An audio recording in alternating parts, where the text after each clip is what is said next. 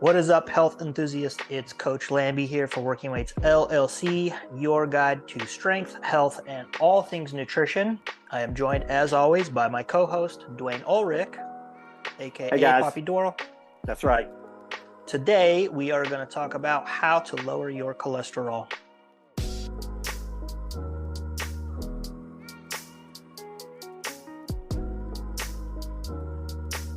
All right, Dwayne, what is up?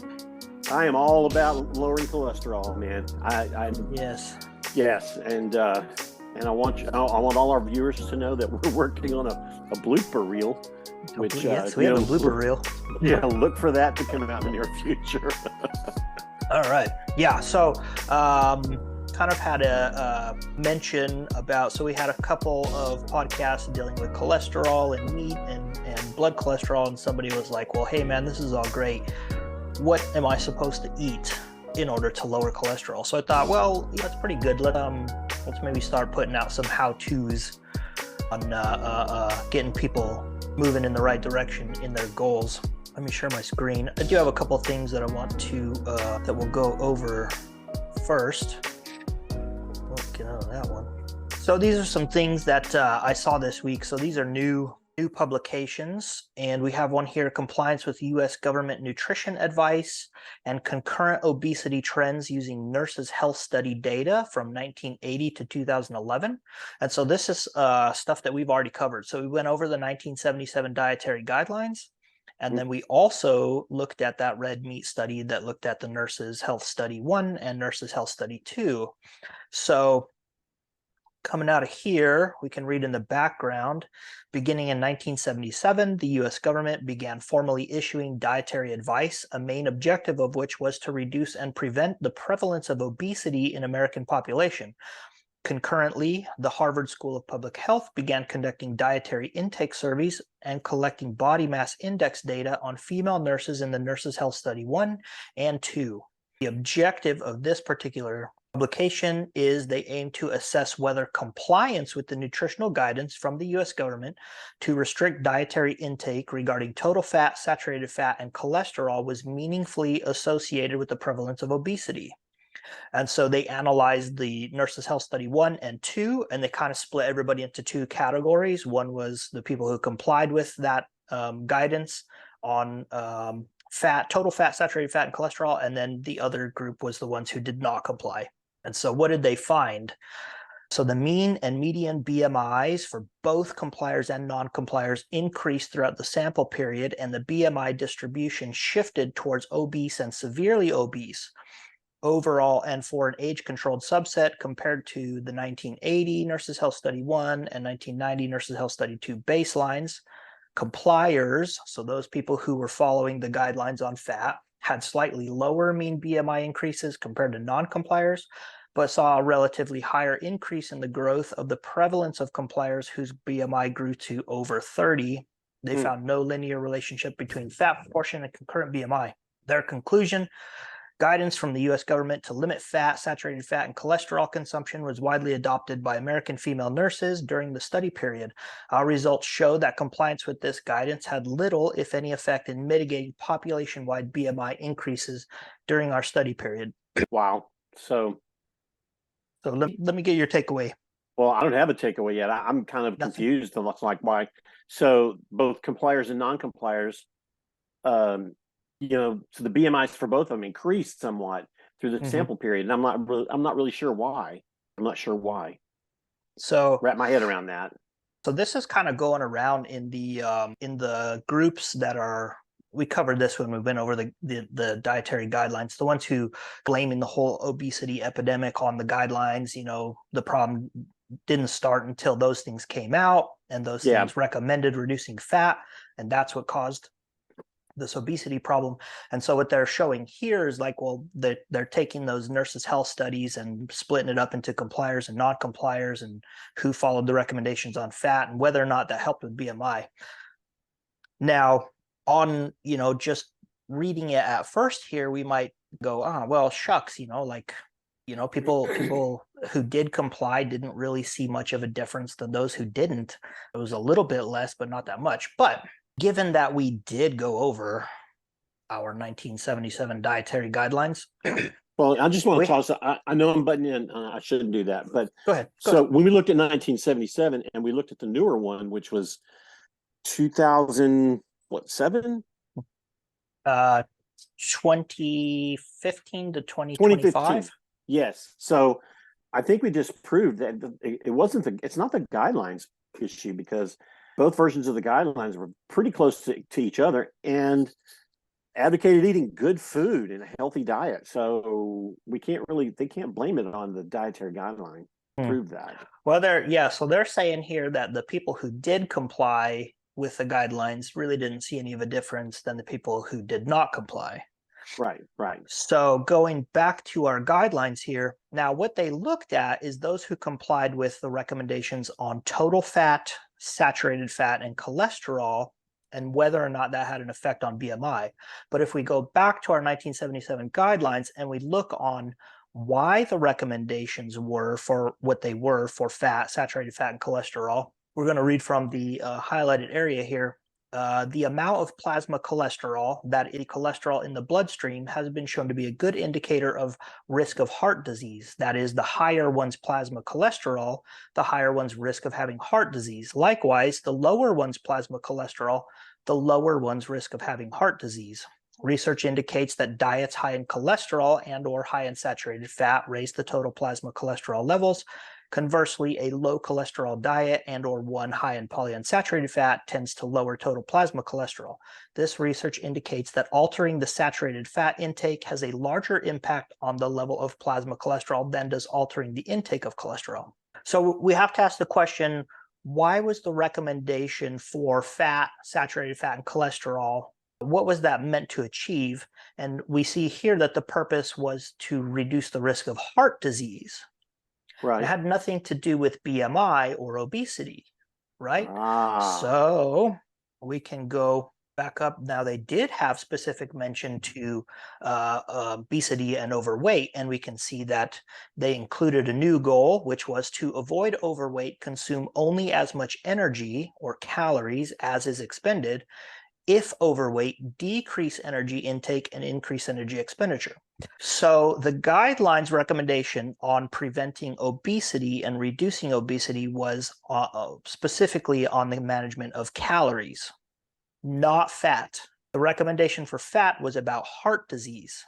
So this study here that's making its rounds and is, being used to support the notion that the guidelines made everyone fat and they didn't have any effect, is actually looking at the wrong input and output. Now, had they have measured heart disease in compliers versus non-compliers, I think we would find a different picture. I understand. Yeah. Because heart disease has decreased since then. Yep. Right? Now, if we look at whether or not people are complying to the guidance on calories and BMI, we would probably find a difference between compliers and non-compliers. Does that make sense? Yes, it did, actually. All right. So one of the questions that I kind of get sometimes is like, well, why do you bother to go that far into reading this stuff, getting that granular? And it's kind of like it kind of comes down to a reading comprehension level. So whoever was involved in this study, I don't think really. So either they read it and they comprehended it and they did this study and they put this information out because they're trying to be shady, they're trying to push a narrative, or they didn't comprehend what they read in the guidelines, right? I just did. So it's kind of one of those things is if you're not going that granular into it, then you can walk away with the wrong kind of conclusions from things. And this is another one. Both of these were released this month.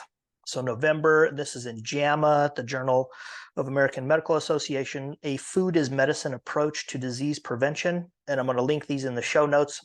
So this one is basically kind of talking about providing food for free to those who need it. So kind of like a government assistance for food as a medicine or as a preventative towards disease, and then also trying to look at incorporating that into an insurance model. So insurance companies right now will often pay for medicine. So once somebody develops diabetes, insurance companies will pay for medicines to treat diabetes and save, but there really isn't anything in regards to food. And we know that diet and lifestyle interventions do and can have a significant impact on those diseases. And so this article kind of looks at that and why the NIH and the USDA and other entities like that haven't put this into approach. And we see this question come up a lot in social media is why isn't there an emphasis from our government? Why isn't anyone helping us with these lifestyle interventions and stuff? And so they kind of lay it out in here.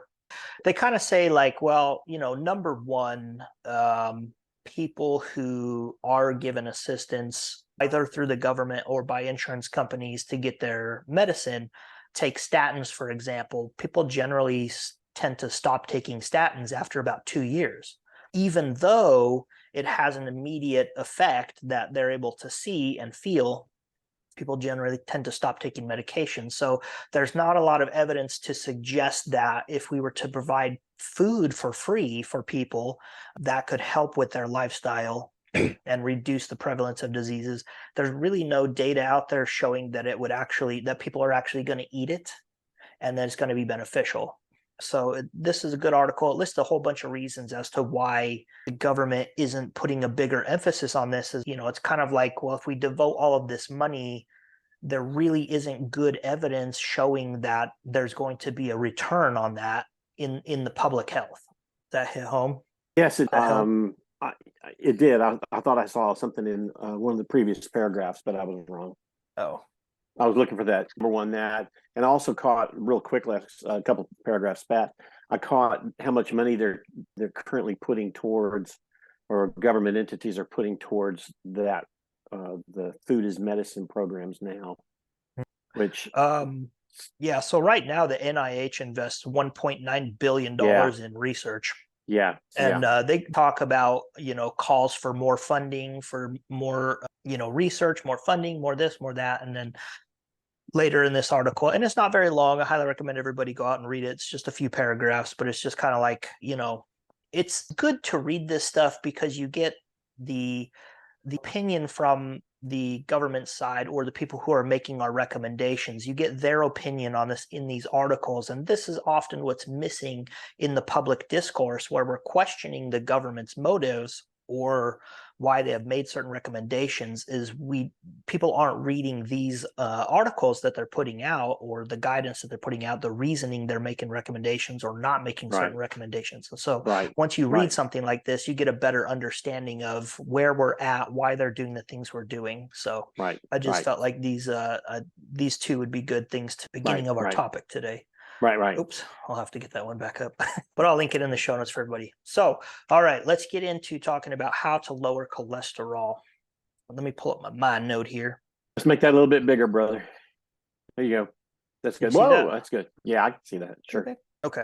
There you go. Good. So talking about our cholesterol, we have our total cholesterol, which is made up of our HDL and our LDL. And then when you go get your lipid panels done from your doctor, you'll often see triglycerides in there as well.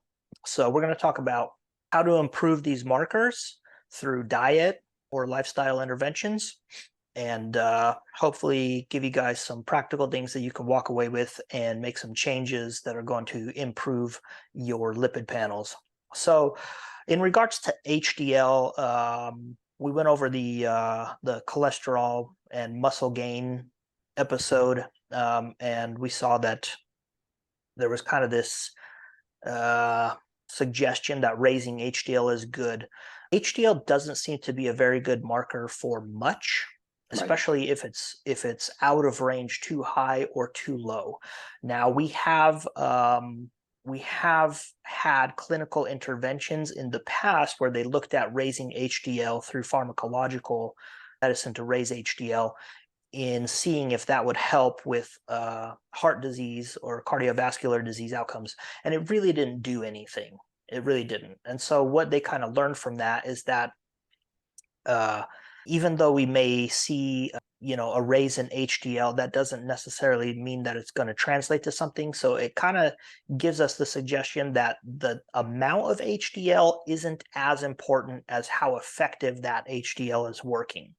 And so just because it goes up or down doesn't mean that's necessarily good or bad.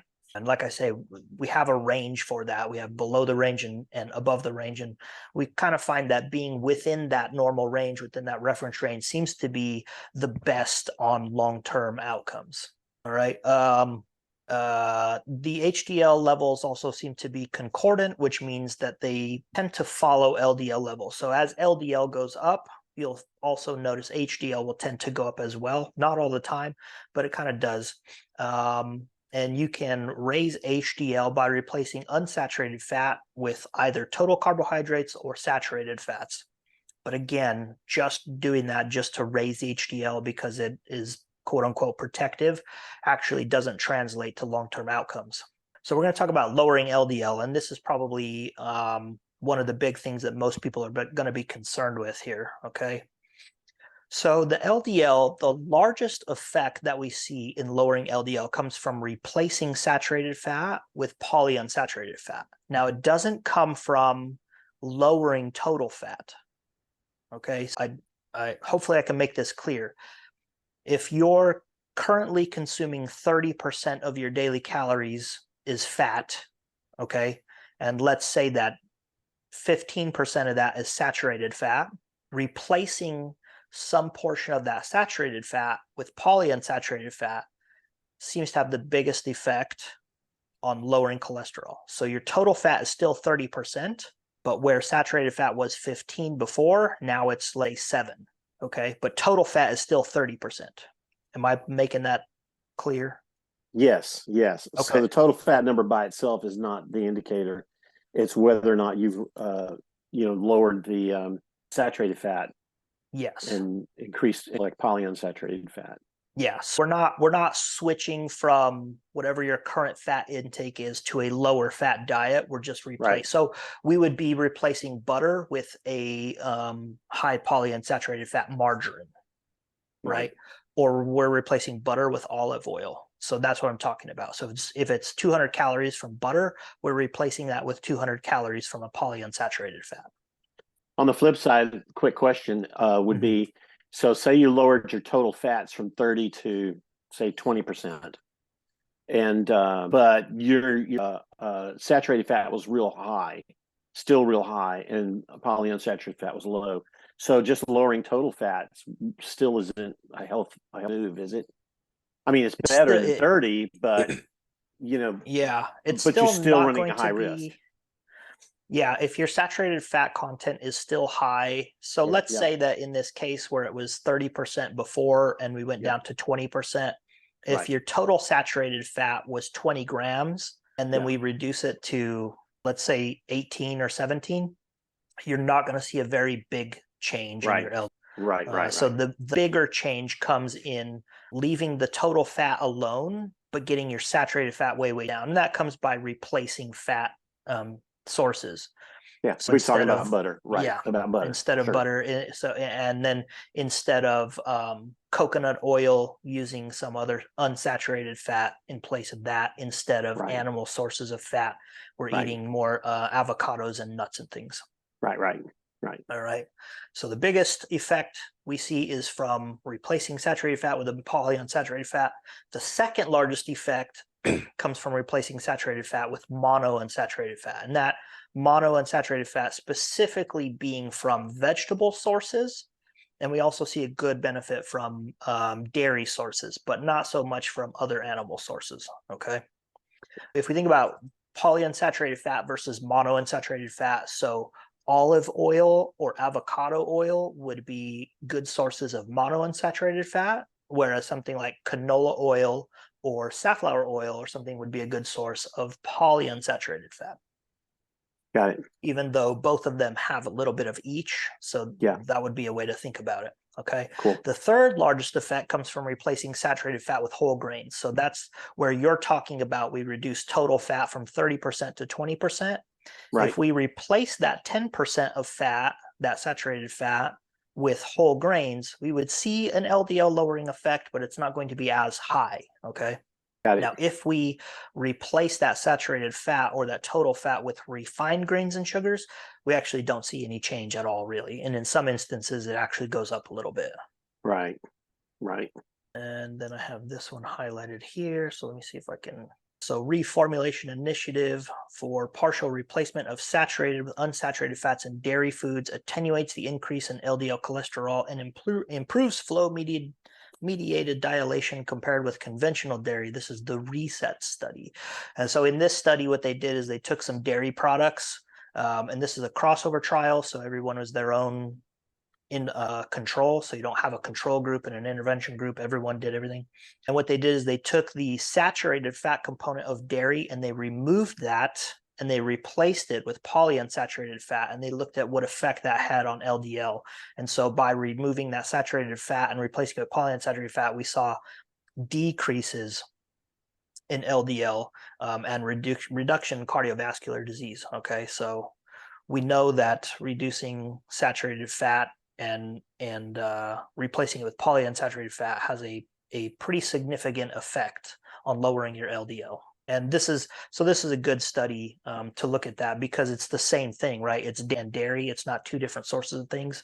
All they did is went in and removed the saturated fat, which is a completely mind-boggling and kind of cool concept, that they can actually just take some milk, remove the saturated fat, and replace that with a polyunsaturated fat. Kind of bizarre, actually. Yeah, it's hard to wrap your head around that. A little bit. All right, so no effect replacing saturated fat with refined grains and sugars. So some dietary patterns to look at for this would be the portfolio diet, which we're going to go over a little bit today, the DASH diet, which is dietary approaches to stopping hypertension, Mediterranean diet, a Nordic diet, and all forms of low to moderate fat vegetarian or pescatarian diets. And low to moderate being 30 to 20% of your total energy intake. Okay, just for grins, I don't know what portfolio diet is. I don't know what pescatarian is either. Okay, so pescatarian would be... Is that like Catholic? I don't know. I'm sorry. So pescatarian would be a vegan diet with fish added to it. Ah. So pesca coming from it's Latin, being fish. It's vegan light. So basically you don't eat any meat sources or any animal products except for fish and seafood. Okay, cool. Okay. So let's talk about the portfolio diet. So this is a new PDF. Of course, this will be linked in the show notes. That the David Jenkins is the researcher's name. He came up with the portfolio diet, and this diet actually has clinical evidence to back it up. And if you were to follow it, which would be a pretty restrictive diet, but if you were to follow it very, very closely, they actually have achieved LDL lowering that equals that of a statin. Wow. So this goes over what the portfolio diet is, right? It's a way of eating. Evidence shows can lower cholesterol and your risk of heart disease. Instead of focusing on what you can't eat, it's all about what you can. And so we can see things over here to the left and the right. We got eggplants, chickpeas, veggie burgers, soy milk, almonds, beans, oatmeal, plant sterol, margarine, tofu, walnuts. All right, so how does it work? Take a few dietary patterns, put them together, and you can invest in any one pattern, some of all of them. So increasing nuts, legumes, and cereals, and those cereals are not like Captain Crunch and Lucky Charms. Those are oats, barley, rye, things like that. Increase your consumption of fruits and vegetables, and then choosing meat alternatives or plant-based meat alternatives. All right, and here's what they recommend. Okay, so increasing your nut consumption to 45 grams per day, and this could be any kind of nut, but walnuts actually seem to be the most beneficial. 45 grams per day would equate to a 5 to 10% lowering in your LDL. Getting 50 grams of plant protein per day would equate to a 5 to 10% lowering. 2 servings of viscous sticky fiber. And so this you would think about, so we have soluble fiber and insoluble fiber. and that means whether they dissolve in water. So if you think about a fiber source, like if you break open an orange or an apple, and the fiber that's within there, if you were to mix that up in water, we would kind of have something that is kind of gelatinous, creates a gel or something, right? Another good thing is chia seeds. When you add chia seeds, it kind of makes like a thick pudding kind of substance. So that's the type of fiber that we're talking about, compared to let's say beans. So what's in beans, if you were to mix beans up, it would settle to the bottom, that fiber, or the fiber in leafy green vegetables. That is not the type of fiber that they're talking about here. And you can see they have specific recommendations: apples, okra, eggplant, oatmeal, strawberry, oat bran cereal, barley, that type of stuff. So 2 servings of that would equate to a 5 to 10% reduction. And then the plant sterols. Now, my understanding for the plant sterols is that these actually can be atherogenic. So they actually can contribute to heart disease if you currently have high levels of them in your system. So a good recommendation, if you were to want to supplement plant sterols, is that you actually have to get a blood test done to find out how much is in there. Because if you start supplementing on top of a high serum concentration, you could actually do more damage than you get the benefit from. But this plant sterols, we can find them in things like margarines that have plant sterols in them, all of our oils, so olive oil, avocado oil, coconut oil, not coconut, sorry, canola, soybean. Those probably be the most common ones that you'll find in people's home. And there are juices and yogurts, but I don't know that I would worry about supplementing with those, but you could get a 5 to 10% reduction. I just want to say real quick. So in this conversation, I have to admit that, so I take a statin, okay? And just to say that on both the sticky fiber and what was the one before that? The plant proteins. And then one more, go up one more. That's the nuts. So nuts, plant protein, and the sticky fiber, even if you don't do anything with the sterols, dude, that's between 15 and 30% reduction in cholesterol. That's huge, because just for me, I'm always real conscious about there's certain things you have to do if you're taking a statin to like prevent liver damage, and just so long-term use of a statin can have complications. I'm not saying it does or will every time, but it can have a complication. So just like these amounts, like nuts, plant proteins, if you don't want a veggie burger, good lands, tofu, beans, soy milk, chickpeas. I love chickpeas. And then the sticky fibers. I could do, what was it, 2 servings a day of oatmeal? 2 servings, yep. Easy. I love oatmeal. And that's huge. If you're serious about getting your cholesterol down, that's nothing compared to medications. Easy things to do.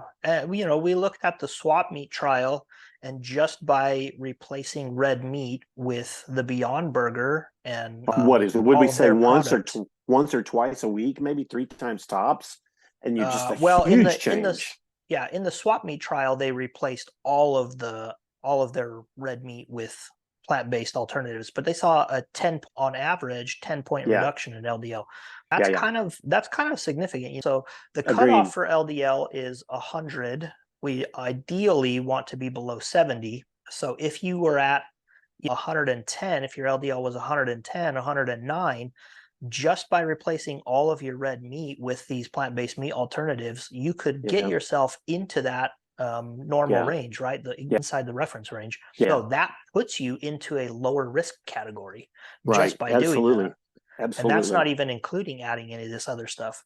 So we're looking at overall, you could achieve, like you said, 15 to 30% reduction. So if you had an LDL, so the average, the national average is 130.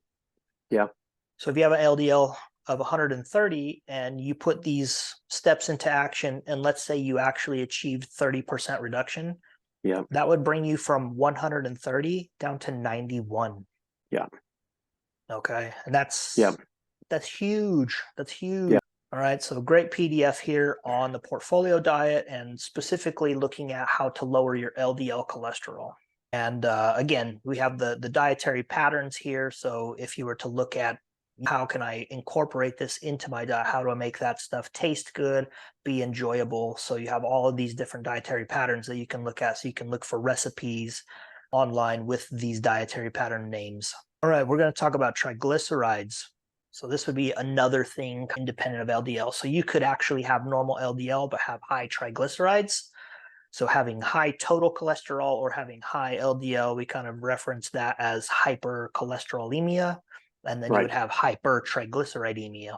Right. So lowering triglycerides, high triglycerides tend to come from high intakes of refined carbohydrates, which is weird to think about because triglycerides are fat and are carbohydrates. And you're like, well, why would eating more carbohydrates increase the amount of fat that's floating around in my bloodstream? But it does. All right, so we see the largest effect, lowering triglycerides. The largest effects come from replacing refined grains and sugars with whole grains and fiber. All right, the second largest effect comes from replacing those refined grains and sugars with unsaturated fat, particularly omega-3s. And you will see a lot of things online about supplementing with fish oil to reduce triglycerides. Right. I think I have this down here. Yeah. Third largest effect is replacing total carbohydrates with total fat. Now, again, this is kind of like replacing saturated fat with whole grains.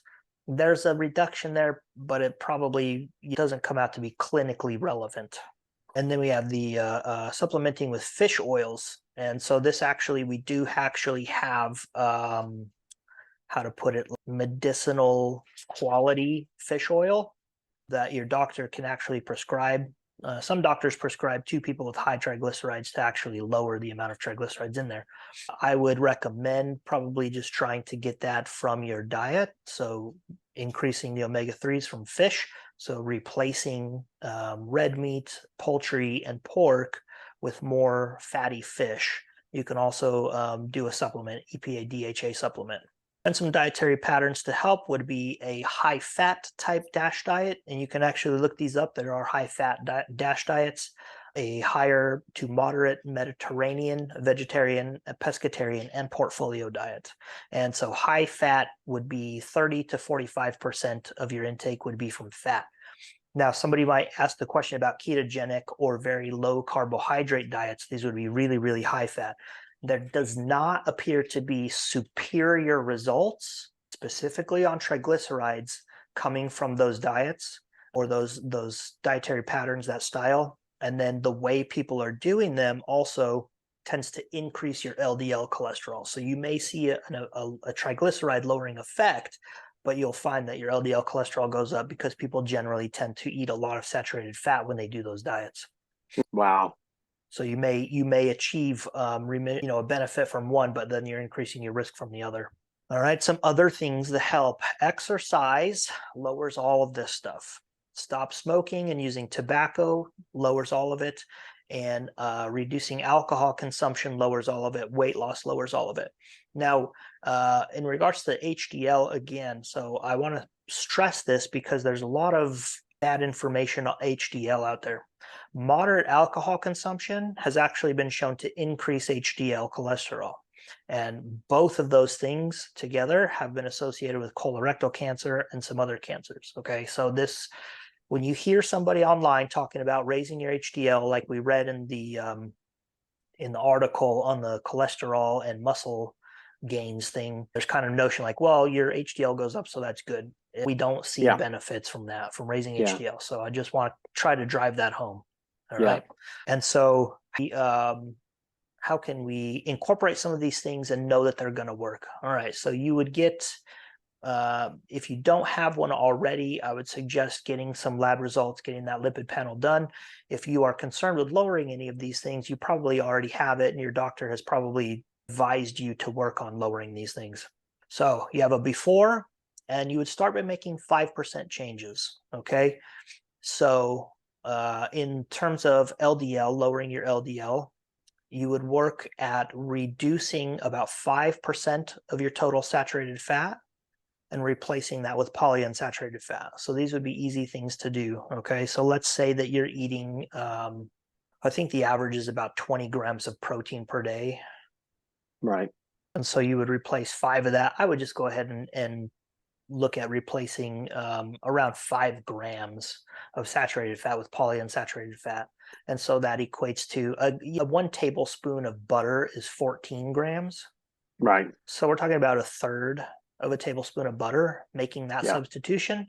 Do that for about 3 months and then get some blood work done and see if your LDL cholesterol is moving in the right direction. You, of course, can make larger changes than that, but if you're concerned about really making changes that are going to be long lasting and is going to have the correct effect, you can just look at making 5% changes a little bit at a time. And so for lowering triglycerides, try and replace some of the refined grains and added sugars with whole grains and fiber, which is going to be, just do one thing. If you were just to replace, let's say you're having croissants or something for breakfast, replacing that with some oatmeal, some overnight oats, something like that, and that naturally sweetened with a little bit of honey and some fruit, and then doing that for 3 or 4 months, going back and getting some blood work done and making sure things are moving in the right direction.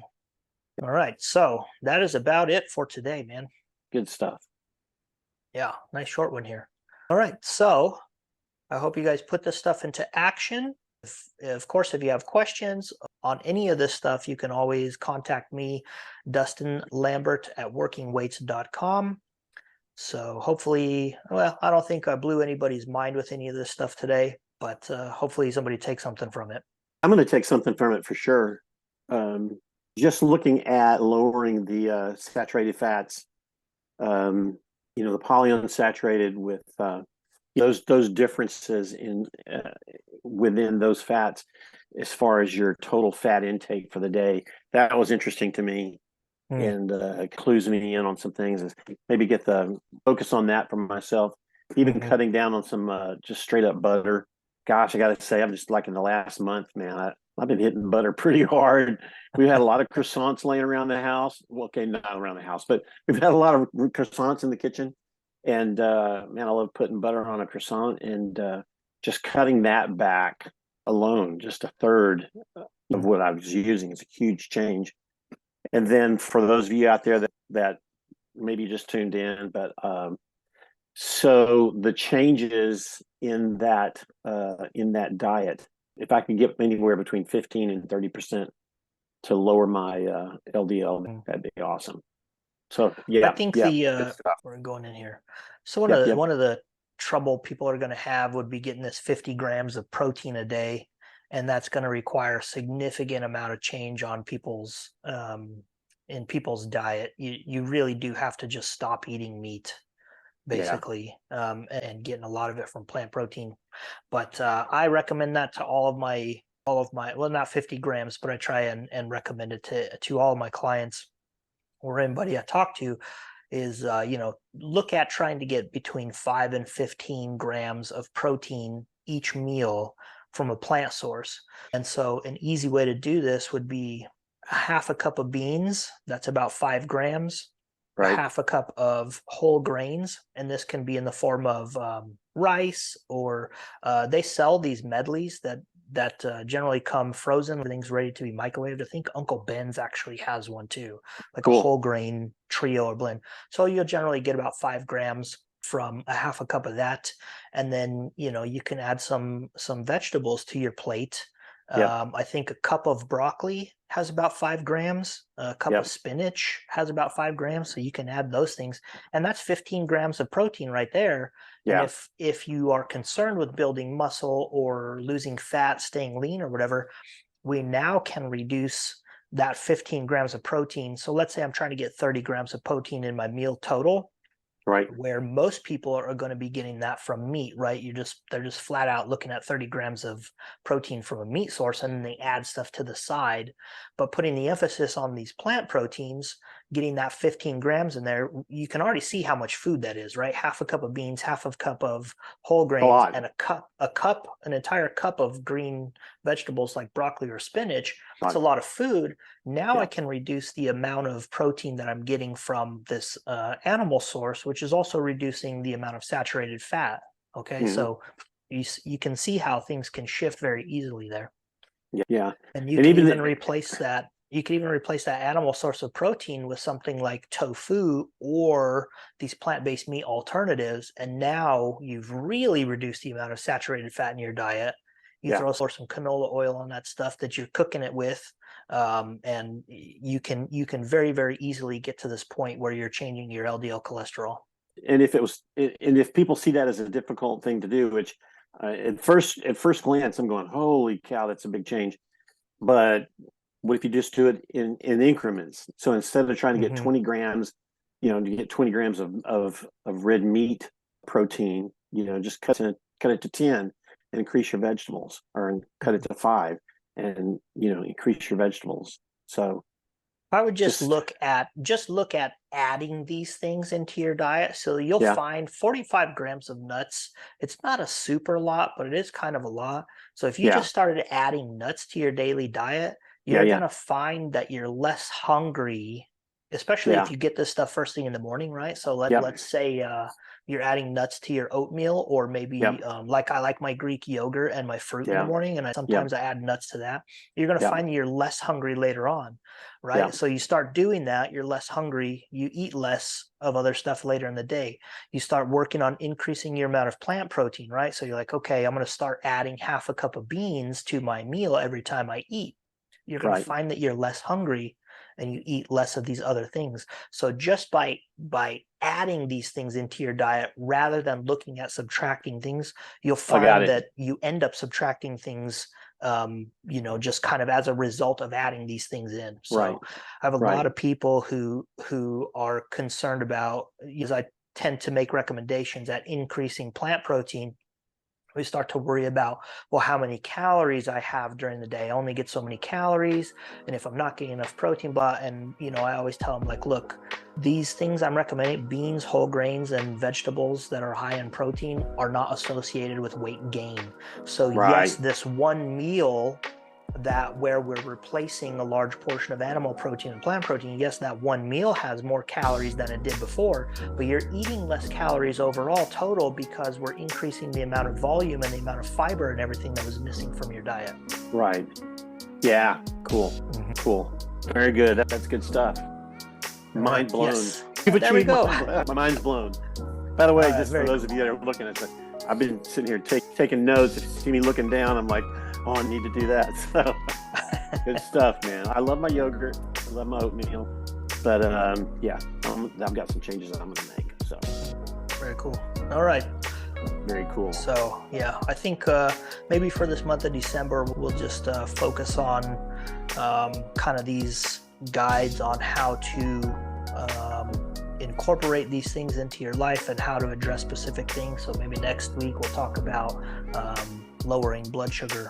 How's that? Let's do that. All right. Very good. Well, blown Dwayne's mind. Hope I blew somebody else's. Yes. Hope you guys take something away from this. Lamby out.